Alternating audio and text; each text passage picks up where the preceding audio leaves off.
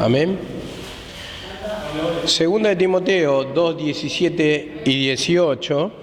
Amén.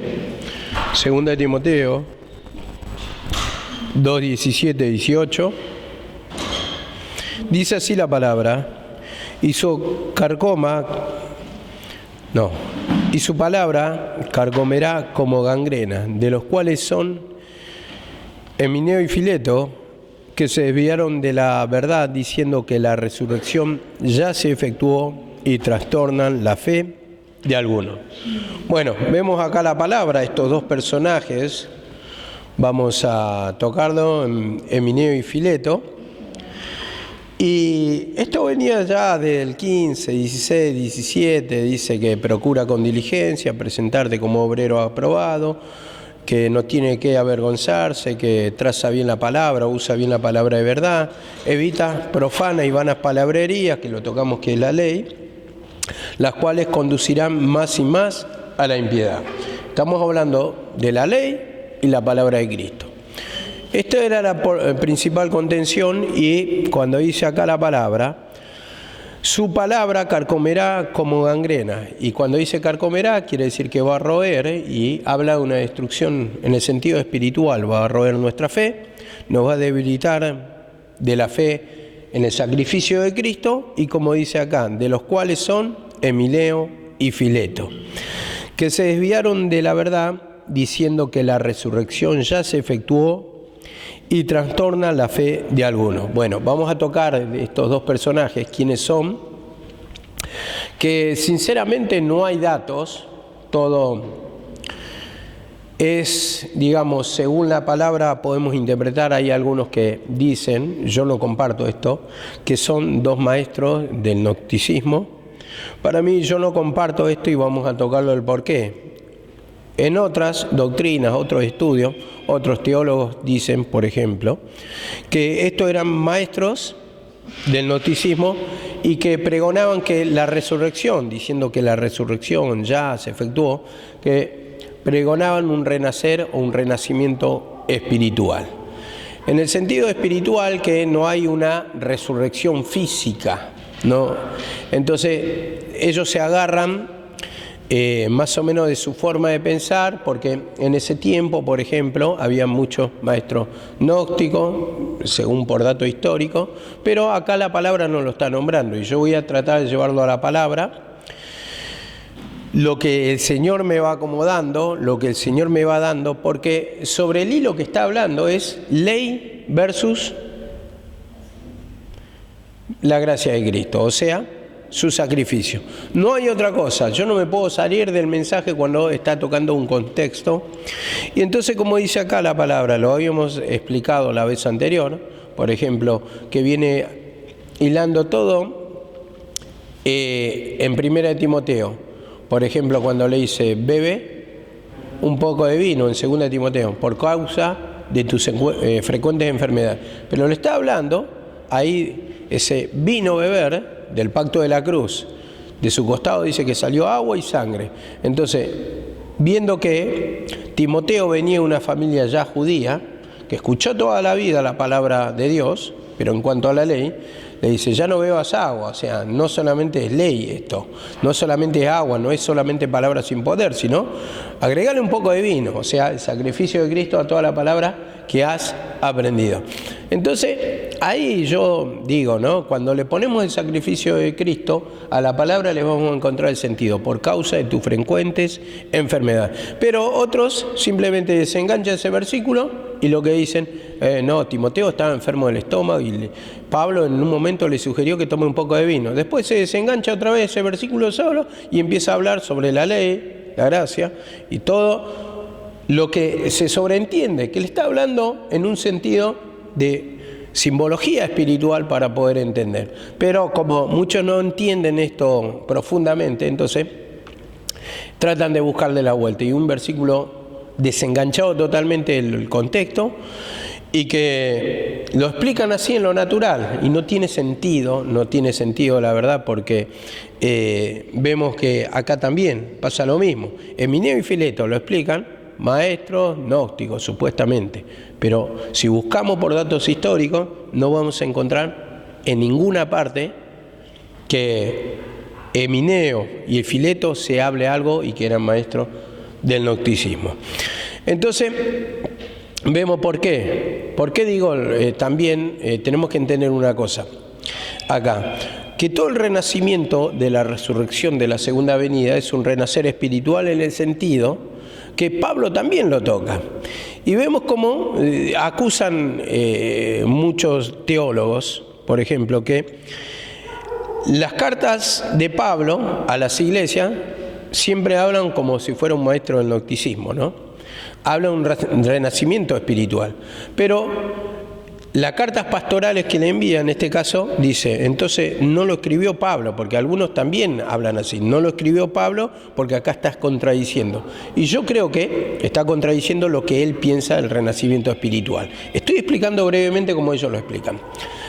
Ahora, nosotros tenemos que entender que cada lugar habla de diferente contexto y tenemos que buscar el sentido a la palabra, que Pablo no se contradice, que Pablo lo escribe y que Pablo lo afirma en este sentido. Y vamos a tocarlo así. Dice, que se desviaron de la verdad diciendo que la resurrección ya se efectuó y trastornan la fe de algunos. Yo lo tomo en un sentido, esto lo entiendo así, que por ejemplo, Emineo y Fileto tal vez venían creyendo en Jesucristo, pero también, ¿qué pasa? Ellos tenían ese apego a la ley, entonces contradecían el mensaje de Pablo, porque al tener apego a la ley eran judaizantes que pregonaban la ley. Entonces yo me agarro también en Hechos, en el libro de Hechos 15, que habían personas que dice que tomaron a Pablo y lo arrastraron fuera del templo y lo golpearon. Y eran todos celosos de la ley, pero eran creyentes en Cristo. Entonces vemos que había una gran contención. No solamente tenían problemas con los fariseos un tiempo, también tuvieron con los judaizantes. Había judaizantes más nobles. Y también vemos con los gentiles también. En Diana de los Efesios dice cuando estaba el artífice, creo que Demetrio se llamaba, algo así, que hacía templecillos, también fue, digamos, un opositor o usado por Satanás en ese momento. Diferentes luchas que tuvo Pablo, diferentes persecuciones, diferentes instrumentos, diferentes ideologías que tenemos que entender en cada contexto de qué va tocando. Ahora, este Emineo y Fileto, cuando dice, se desviaron de la verdad, desviarse de la verdad, ¿qué significa? Apostasía, ¿no? Es desvío de la fe. Se desviaron de la verdad diciendo que la resurrección ya se efectuó y trastornan la fe de algunos. O sea, sirven de tropiezo para creer en el camino a Cristo. Ahora entendemos esto, ¿no? Para que crezca espiritualmente. Entendemos esto. ¿Por qué? Porque si ellos están pregonando la ley y se desviaron, tal vez eran judaizantes, como digo, creyeron en Cristo. ¿Y por qué digo esto? Diciendo que la resurrección ya se efectuó. Hay una corriente que dice, una interpretación, que tal vez algunos ya venía pregonando que ya resucitó. Resucitó uno anterior al sacrificio de Cristo. Yo lo que tomo y lo que entiendo es que acá diciendo que la resurrección ya se efectuó, es que tal vez que cree que Jesucristo hubo resucitado. Ya resucitó, pero ya no resucita más en el sentido. Hubo un cuerpo físico que Cristo muestra por figura la resurrección espiritual. A eso es lo que voy. Entonces, ya se efectuó, ya se hizo, la resurrección fue en Cristo. Y que supuestamente ya no hay más resurrección. No hay más resurrección. Entonces, en este sentido, dice resurrección, que la resurrección ya se efectuó y trastornan la fe de algunos. Entonces, ¿va a haber otra resurrección? No, Cristo ya resucitó una vez y para siempre, según la palabra, ¿no? Entonces, si están esperando una resurrección física, están equivocados. Y lo vamos a tomar por palabra acá en primera de Timoteo 1:6. Vamos a tocar de a poquito. Tenemos que ir pidiendo entendimiento al Señor, que nos abra la mente para poder entender. Es algo complicado muchas veces. Uno a veces no tiene, digamos, una capacidad como para explicar o facilidad de palabra, pero tratemos de entendernos y cuando más lo entendemos, más facilidad vamos a tener para explicarlo y a su vez más facilidad van a tener los oyentes para entendernos. Dice así, 1 Timoteo 1:6, de las cuales cosas, desviándose algunos, dice, se apartaron a vana palabrería. Desviándose algunos, ¿de qué? De la fe. Entonces, yo en un momento me produjo una confusión, desviándose, apostasía. Lo comparaba con los fariseos, que cuando vino el Cristo, ellos ya dejaron de creer. Pero entiendo acá que desviándose algunos, se apartaron a vana palabrería, o sea, volvieron a la ley, eso entiendo, queriendo ser doctores de la ley. Dice, sin entender ni lo que hablan ni lo que afirman, de los cuales son Himeneo y Fileto. No, Himeneo y Alejandro. Vemos acá, nombra a Himeneo otra vez. No se sabe a ciencia cierta si es el mismo, pero yo digo que sí, porque está tocando el mismo libro. Y fijándonos, 1 y 2 de Timoteo, creo que hay diferencias de esos escritos de 3 meses. Entonces, digo, está tocando el mismo personaje, por eso tampoco hace diferencia Pablo, porque todos saben quién es Himeneo. Timoteo sabe quién es Himeneo y no le hace falta aclarar nada, dice. Y Alejandro, a quienes los entregué a Satanás, para no aprendan a no blasfemar. Vemos, primeramente ubicamos los personajes. Entonces se desviaron, ¿a qué dice? A vana palabrería. ¿La palabrería qué es? La ley, queriendo ser doctores de la ley, o sea, conocedores de la ley. Y acá lo está aclarando. Estos maestros, supuestamente del gnosticismo, vemos acá a Himeneo. No es un maestro del gnosticismo, sino que quiso ser un doctor de la ley, conocedor, pero al final está trastornando solamente la fe de algunos. Se desviaron y vemos cómo estaban metidos también en la comunidad de la iglesia. Mismo que donde estaba predicando Timoteo, vemos acá que estaba predicando en Éfeso, estaban metidos estos personajes. Entonces entendemos que ellos creen en Cristo, pero ¿qué pasa? Acá hay una contaminación en cuanto a la fe en Jesucristo. Entonces, como dice, un poco de levadura leuda toda la masa, ¿verdad? Entonces ahí viene el trastorno. Ahora dice en 2 de Timoteo, escuchen, 2 de Timoteo 4:1, dice la palabra así: te encarezco delante de Dios y de Jesucristo, que juzgará a los vivos y a los muertos en su manifestación en su reino. Que prediques la palabra, dice, que prediques la palabra, y que instes a tiempo y fuera de tiempo, redarguye, reprenda, exhorta con toda paciencia y doctrina. Porque vendrá tiempo que no soportarán la sana doctrina, que no querrán escuchar la sana doctrina, sino que teniendo comezón de oír, o sea, tienen ganas de oír, se amontonarán falsos maestros conforme a sus propias concupiscencias. Entonces, vemos cuando hay un desvío de la fe, ¿qué es lo que quiere escuchar el pueblo?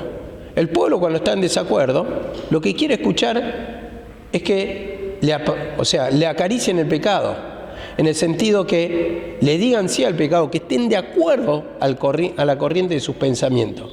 Entonces va a decir, no, este pastor, yo estoy de desacuerdo. Cuando se aparta, ¿qué dice?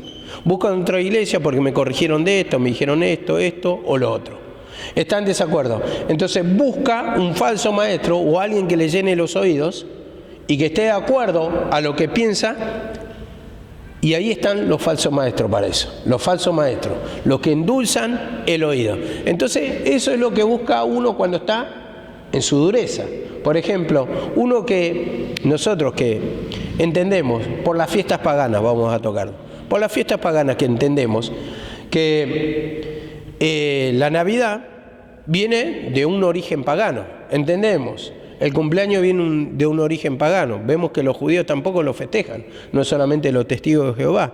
Pero, ¿qué pasa? Cuando estamos en desacuerdo, y tal vez dejás la iglesia porque estás en desacuerdo, vas a buscar a alguien que esté de acuerdo con esas fiestas, que no te diga nada porque a vos te gusta, en lugar de humillarte, en lugar de pedir perdón para tener un entendimiento. Entonces, ¿Qué te va a costar menos? Escuchar esa palabra, porque esa palabra no te exige apartarte de la corriente del mundo. Amén. Y dice así la palabra: y apartarán de la verdad el oído y se volverán a las fábulas. Vemos, de la verdad, dice, el oído, y se van a volver ¿a dónde? Las fábulas. ¿La fábula qué es? Es un cuento, algo ficticio.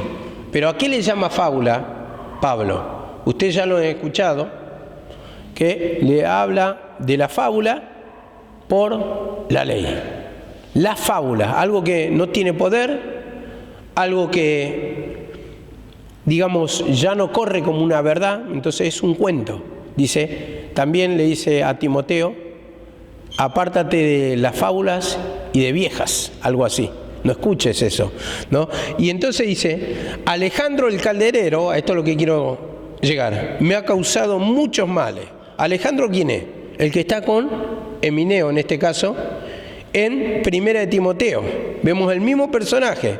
Y dice acá la palabra: Alejandro el calderero me ha causado muchos males. El Señor le pague conforme a sus hechos. Guárdate tú también de él, pues en gran manera se ha opuesto a nuestras palabras. ¿Vemos? Dice, me ha causado muchos males, entonces viene el tropiezo a la obra, el perjuicio, porque contamina almas. Y como dice acá la palabra, guárdate tú también, le dice a Timoteo, cuídate, porque te puede contaminar. Y dice de él, pues en gran manera se opuso a nuestras palabras. ¿Y qué palabra predicaba Pablo? La palabra de Jesucristo. Y vemos como estos doctores de la ley, o pregonadores de la ley, vemos cómo enseñaban la ley, la fábula, como dice acá. Se volverán a fábula, y como dice, se ha opuesto a nuestras palabras. Es porque estaban enseñando claramente la ley. Ese es el hilo por lo cual viene contando así Pablo. Y si vos ves todo el hilo, el contexto, te vas a dar cuenta que no son maestros del gnosticismo, como dice acá, sino que están propagando la ley. Vemos que se están volviendo a las fábulas, se están desviando de la fe. Entonces son opositores porque pregonan la ley y no están predicando el sacrificio de Cristo. No están predicando su perdón. No están mostrando en ese sacrificio que hay perdón cuando hay arrepentimiento de pecado. Entonces esto es lo que está hablando Pablo acá.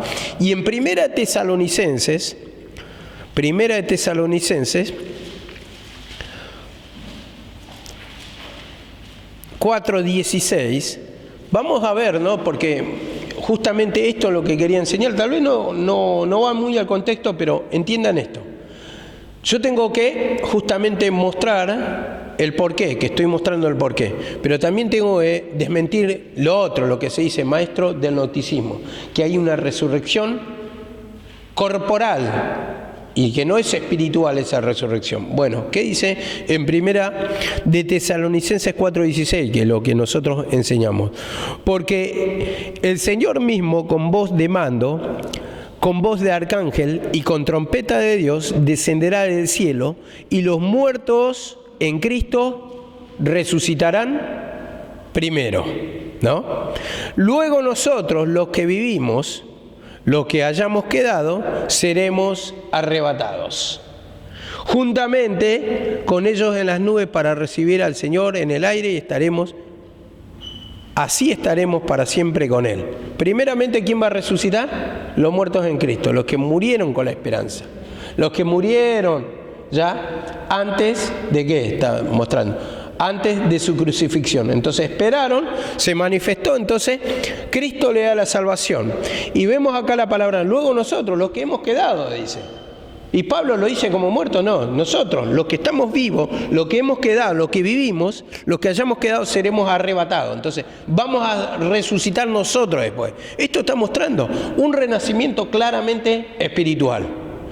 Una resurrección espiritual. Entonces está desmintiendo lo que muchos pregonan, maestros del gnosticismo, que dicen que la resurrección ya se efectuó y que estaban diciendo que estaban negando una resurrección física. Una resurrección física. Lo que acá desmiente totalmente, porque es espiritual eso. Y vemos acá la palabra 3:1 de Colosenses. Esto para que no nos confundan y para que ustedes tengan en claro que es un renacimiento espiritual o una resurrección espiritual. Y esa resurrección está hablando de salvación. Entonces dice acá la palabra 3:1 de Colosenses. Si pues habéis resucitado con Cristo, dice, buscad las cosas de arriba. ¿Qué está diciendo? Si habéis resucitado con Cristo. Si resucitaste, ¿le está hablando de un muerto? Le está hablando de una persona viva. Si resucitaron, si obtuvieron salvación, dice, buscad la cosa de arriba. ¿Le va a decir a un muerto que busca la cosa de arriba si está arriba ya?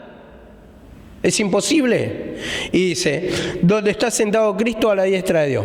Poned la mira en las cosas de arriba y no en la de la tierra.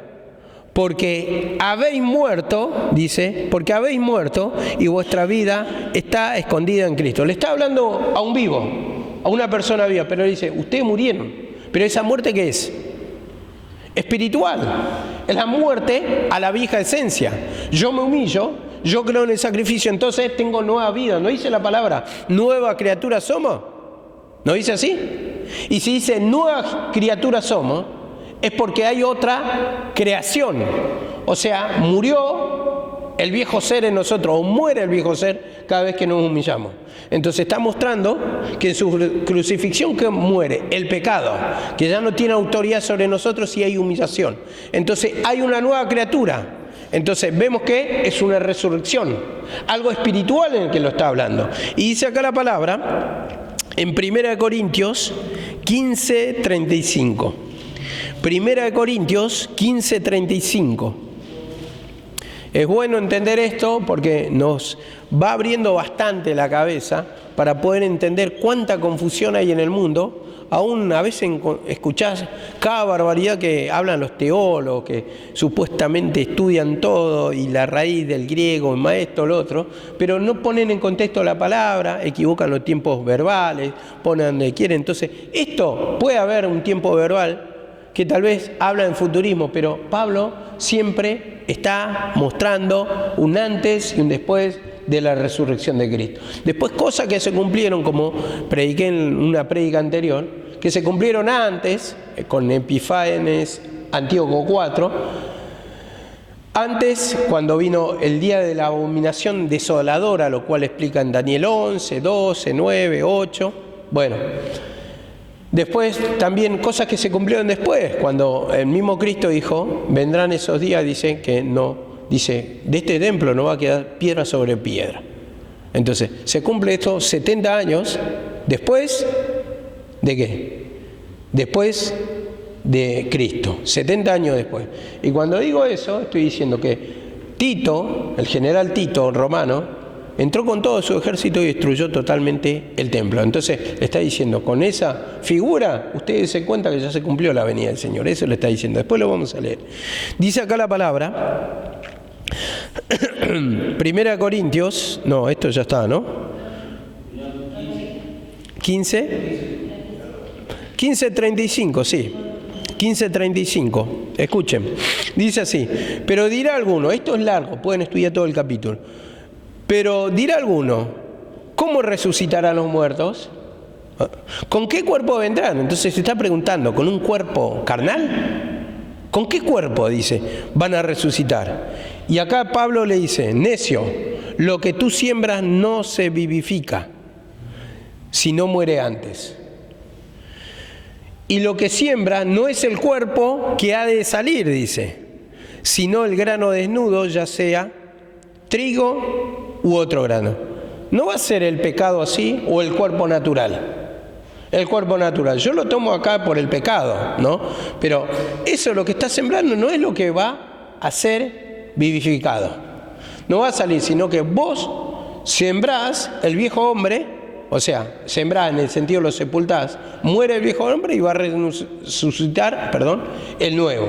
Entonces vemos que lo está tocando de este contexto. Y en el 45 dice así la palabra, 15:45. Así que también está escrito, fue hecho el primer hombre, Adán, alma viviente, y el segundo, espíritu vivificante. Vemos acá la palabra, como hay una muerte, porque todo es espiritual esto. Hay una muerte del pecado y una muerte, una resurrección en el sentido espiritual. Vemos que el día del juicio, o el día del Señor, el día de la resurrección, está hablando de un mismo acontecimiento. ¿Por qué digo esto? Porque si ustedes entienden que nosotros no vamos a preceder a los muertos como he tocado anteriormente, sino que primero van a recibir la salvación o la resurrección, van a resucitar los muertos en Cristo. Y luego nosotros los que hemos quedado, entonces seremos arrebatados con el Señor. Y no está hablando en un sentido futurista, lo que vivimos, dice. Seremos arrebatados, y tal vez algunos digan, no, bueno, pero eso lo está diciendo a través de que puede pasar los años, nosotros, o sea, los que no morimos en ese tiempo, después vamos a recibir salvación. No está diciendo de ninguna manera. O sea, lo que está diciendo es que van a recibir resurrección ese mismo día. A ver, Pablo le habla al ladrón. Pablo le dice, por ejemplo, el ladrón le dice, Señor, acuérdate de mí cuando venga en tu reino. Y le dice el Señor, de cierto te digo que hoy estarás conmigo en el paraíso. Entonces todos los que mueren ya van a la presencia de Dios. No hace falta una resurrección otra vez, que los muertos en Cristo están durmiendo y después de 2000 años, después va a venir la resurrección. Primeramente que en la Biblia, en ningún lado asevera eso. Es muy rebuscado eso de decir 2000 años después. ¿Por qué lo estoy diciendo 2000 años después? Porque muchos dicen así, 2000 años después, pero busquemos un versículo en la Biblia que lo asevere. No hay. Es muy rebuscado eso para que un teólogo lo presente como una prueba, un fundamento seguro. Ahora andan diciendo que 1000 años es como un día, y un día es como 1000 años, ¿no? Que dice eso en un versículo. Pero ahora, si vos lo vas a estirar, entonces ¿para qué salen a decir esta misma gente que tiene revelaciones, que ya es inminente la venida del Señor, el arrebatamiento está, van a resucitar los muertos en Cristo, el arrebatamiento de la esposa, hablan todo un mismo acontecimiento? Porque el casamiento de la esposa, ¿cuándo es? La unión, en la cruz, Cristo y la iglesia. A ver, los muertos en Cristo que la resurrección es salvación. ¿Dónde recibimos la salvación? ¿Dónde dijo consumado es? No hace falta otro sacrificio. No hace falta más nada. O sea, ¿por qué tenemos que esperar otro acontecimiento? Entonces, en la cruz, resurrección, salvación. Ahora, el día del juicio, ¿cuándo es? No es 2000 años después, ni el fin del mundo después del milenio, no. El día del juicio, cada uno va a recibir su recompensa, dice. Uno salvación y otro condenación. O sea, sigue en la misma condenación. ¿Por qué? Porque no creen. Entonces no pueden recibir salvación. El que cree recibe salvación en la cruz de Cristo. Ahora, el día de Jehová. El día de Jehová es lo mismo, porque está hablando de su venida. Entonces ese es el día del gran acontecimiento en que reina, el nuevo reino. Entonces todo está hablando de lo mismo, pero lo quieren separar de tal manera, como vemos en los versículos siempre se explica. Al Señor se lo explica como camino, como árbol, como fuente de agua viva, se lo explica de diferentes maneras, y así también el acontecimiento de ese día, ¿no? Lo cual lo llevamos a la cruz de Cristo, no hay otra cosa. Este es un pacto eterno, no va a existir otra cosa, no necesitamos otra cosa. Entonces ahí entendemos que se está refiriendo todo al pacto de la cruz. Y dice acá la palabra, en el 15:46, mas lo espiritual no es primero, sino lo animal, y luego lo espiritual. El primer hombre es de la tierra terrenal, el segundo hombre, que es el Señor, es del cielo. Vemos, nueva criatura somos, el segundo hombre. Entonces creamos según Dios para buenas obras. Entonces tenemos la salvación, tenemos una nueva esencia, tenemos una nueva naturaleza. Cuando le pedimos perdón, entonces se une Dios con nosotros, entonces ya somos una nueva criatura, tenemos un nuevo nacimiento. Dice que Nicodemo vino de noche y le dijo al Señor para ser salvo qué debía hacer. y usted dice, tú siendo maestro de la ley no lo entiendes, es necesario nacer de nuevo. O sea, de ahí se desprende nueva criatura. Cuando hay un morir, al pedir perdón ahí de la vieja esencia, y no entra la nueva esencia, nueva criatura somos. Y dice acá la palabra 15:51, y dice, he aquí os digo un misterio, no todos dormiremos, pero todos seremos transformados. No todos vamos a morir, pero todos vamos a recibir la salvación. Todos vamos a resucitar. Eso está diciendo. Todos seremos transformados. Entonces, una transformación en el sentido espiritual. Esto tenemos que entender. No hay una resurrección física. Lo cuenta literalmente algo para entender en lo espiritual. Y si no comprendemos la palabra de esa manera, vamos a hablar locura.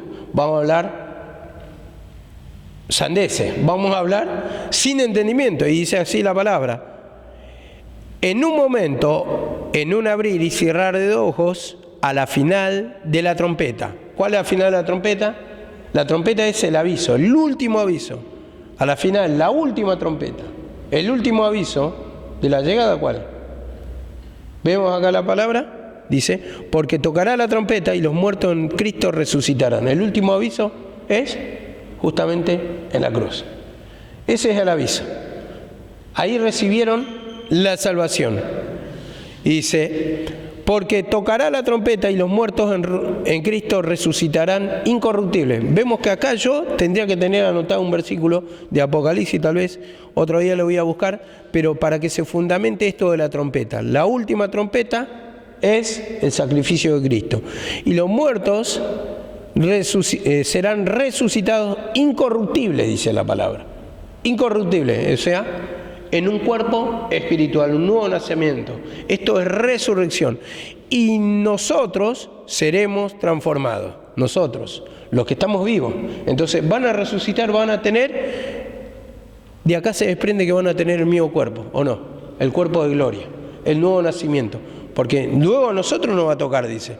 El mismo efecto que tienen en los muertos en Cristo, incorruptible, dice, nosotros también, dice, seremos transformados.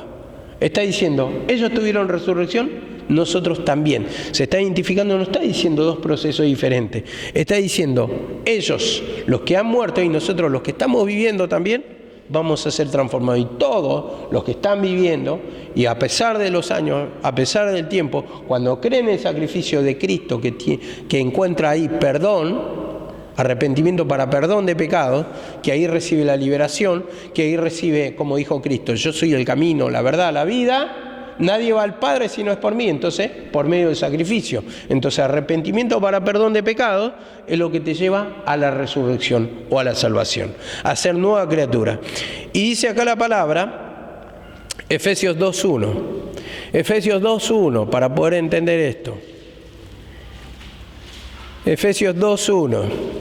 Esto tenemos que manejar al dedillo, en el sentido, aplicar mucho. Estas clases de mensajes doctrinales te van a parar muy bien en el camino del Señor. Entonces, cuando hablas, vas a hablar con entendimiento, con profundidad, y como dice acá, Efesios 2.1. Él os dio vida a vosotros cuando estabais muertos en delitos y pecados. Vemos la condenación, muertos en delitos y pecados. A ver, ese es nuestro estado. Para los judíos, la ley que hacía, mostraba su pecado, ¿no? La ley solamente le mostraba el pecado, pero le condenaba a su vez. Y para nosotros que estamos mismos fuera de la presencia del Señor, estamos en el mismo camino, muertos en delitos y pecados. Dice, pero Él te dio vida. Entonces habla de una condenación espiritual. Ese es nuestro estado, muertos en delitos y pecados. Y vemos que dice, Él os dio vida. Entonces, ¿quién te da vida? ¿Y una vida qué? Espiritual. Ustedes estaban muertos, le dice. ¿Pero le está hablando un muerto? ¿A quién le está hablando? A personas vivas. Le está escribiendo la carta a los Efesios acá. Ustedes estaban muertos. ¿Y cómo le va a escribir la carta a un muerto? Cuando dice, en delitos y pecados. Y Él te dio vida. Entonces, Esa vida habla de resurrección. Vemos que si enfocamos así la resurrección, en el sentido que dividimos dos tiempos, y entendemos así que es una resurrección espiritual, se nos va a abrir el entendimiento, le vamos a encontrar el sentido a la palabra, y que eso que se enseña por teólogos, maestros gnósticos, en Mineo y Fileto, no tiene fundamento alguno. No tiene fundamento alguno. O sea, ¿cómo se lo vuelvo a explicar? Dice que las cartas pastorales de Pablo no las escribió, que las escribió también Timoteo, y que se está contradiciendo con el renacimiento espiritual en la primera carta que habla en sus cartas a las iglesias, no cartas pastorales, que ahí habla Pablo de un renacimiento espiritual. Pero vemos que haber contraposición no lo saben explicar. Entonces, ¿por qué? Porque lo llevan en el contexto de la segunda venida. Entonces, aplican esto de Mineo y Fileto para maestros gnósticos y que es toda una mentira, y vemos cómo justamente va en contraposición de la palabra, en el sentido que la resurrección ya se efectuó. Están esperando una resurrección física de la cual no se va a cumplir. Y eso es yo lo que compartía, que tal vez ellos creyeron, pero ya dice, Cristo ya resucitó. Y al esperar un resurgimiento, tal vez, yo digo esto, lo interpreto yo, no lo hice el estudio, una resurrección física, ¿qué va a pasar? Va a traer justamente contradicción a lo que están predicando. Entonces, ellos esperaban y dicen, no, ya se efectuó, ya no va a pasar, Cristo ya murió. Entonces ya no va a haber más una resurrección natural, porque Cristo ya murió. Entonces, resurrección hay para todos. Todo el que muere en Cristo vuelve a resucitar, vuelve a resucitar, vuelve a resucitar. Entonces se cae la teoría esa que eran maestros gnósticos por un lado y por el otro lado diciendo que ya no va a haber una resurrección física. Está acá contradiciendo toda esta palabra que estamos presentando, porque está hablando de una resurrección espiritual. Y claramente lo está diciendo acá por la palabra, para poder entender con precisión la palabra, y como esto también me lleva a Romanos 6:10. Por eso explico de las dos maneras la corriente de entender en el mundo. ¿Cómo lo explican? Dicen, maestros gnósticos que a su vez niegan la resurrección corporal. Pero acá está hablando claramente que esa resurrección es espiritual. Y esto solamente el que cree en el sacrificio de Cristo lo puede entender. Lo puede entender. Y dice acá la palabra, porque en cuanto murió al pecado, murió una vez por todas, mas en cuanto vive, para Dios vive. Así también vosotros considerados muertos al pecado, pero vivos para Dios en Cristo Jesús. Muertos al pecado. Y por la fe en Jesucristo estamos vivos para Dios. Él murió una vez, dice, por todos. Entonces se cumplió su muerte. Pero su muerte, que Él muera, no quiere decir que nosotros no resucitemos. Que solamente iban a resucitar en ese tiempo Cristo, y dice las primicias, no. Y Pablo en 1 Tesalonicenses, como lo dijimos, después lo que hemos quedado vamos a resucitar. Y seguiremos resucitando. Y van a seguir resucitando las generaciones. Todo lo que acepten a Cristo. Entonces está mostrando primero a Cristo, dicen la resurrección, luego las primicias. Dicen, y luego nosotros, los que quedamos. Entonces está hablando primeramente Cristo, después lo que murió en Cristo, nosotros los que hemos quedado, los que estamos vivos, seremos arrebatados, dice. Y después van a seguir resucitando. Todo el que acepta a Cristo como Salvador, pide perdón de sus pecados, entonces se arrepiente y pone su fe en Jesucristo, vemos que recibe salvación. Entonces esto también me lleva un poquito a Mateo, esto quería tocar en la segunda parte, Mateo 16:28, para hablar un poquito de la venida del Señor y como para desmentir un poquito esto, ¿no? Esto que se predica en, voy a decir, 99% de las iglesias. De cierto os digo que hay algunos de los que están aquí que no gustarán de la muerte, hasta que hayan visto al Hijo del Hombre viniendo en su reino. Vemos, el reino de Dios. Hay algunos de aquí, dice, o sea, los que están escuchando, sus discípulos, que no gustarán la muerte, o sea, que no morirán, hasta que hayan visto al Hijo del Hombre viniendo en su reino. ¿Y qué está diciendo eso? Lo que está diciendo que ese reino se iba a manifestar ahí, en ese tiempo. Ustedes no van a morir. Y si supuestamente se cumple 2000 años después, esas personas tendrían que estar viviendo ahora, y claramente no lo fueron. Claramente no están viviendo. No gustarán o no probarán la muerte o no morirán hasta que hayan visto al Hijo del Hombre viniendo en su reino. Ahora otro versículo, Mateo 24:1.